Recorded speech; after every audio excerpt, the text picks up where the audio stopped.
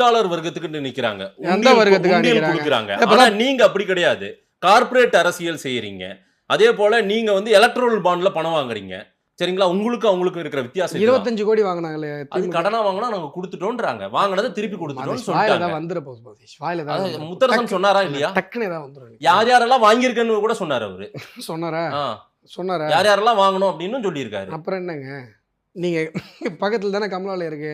கமலாலயத்தில் என்ன இருக்கு? கிரவுண்ட் ஃப்ளோரில் ரிசப்ஷன் இருக்குது, பாரத மாதா சிலை இருக்குது. மேலே ஃபஸ்ட் ஃப்ளோரில் ஆஃபீஸஸ்ஸு, எங்கள் ஆர்கனைசேஷன் செக்ரட்டரி ரூம் எல்லாமே இருக்குது. மேலே ஆஃபீஸு மற்ற எல்லாமே நாங்கள் இப்போ பொறுப்பாளர்களுக்கு ஒவ்வொருத்தருக்கும் ஒரு அறை இருக்குது. மேலே ஒரு கான்ஃபரன்ஸ் இருக்குது. மொத்தமாக எங்களுடைய கட்சி பணிகளுக்கு தானே இருக்குது. நீங்கள் கம்யூனிஸ்ட் ஆஃபீஸ் போய் பாருங்களேன், கம்யூனிஸ்ட் ஆஃபீஸே இருக்காது உள்ள.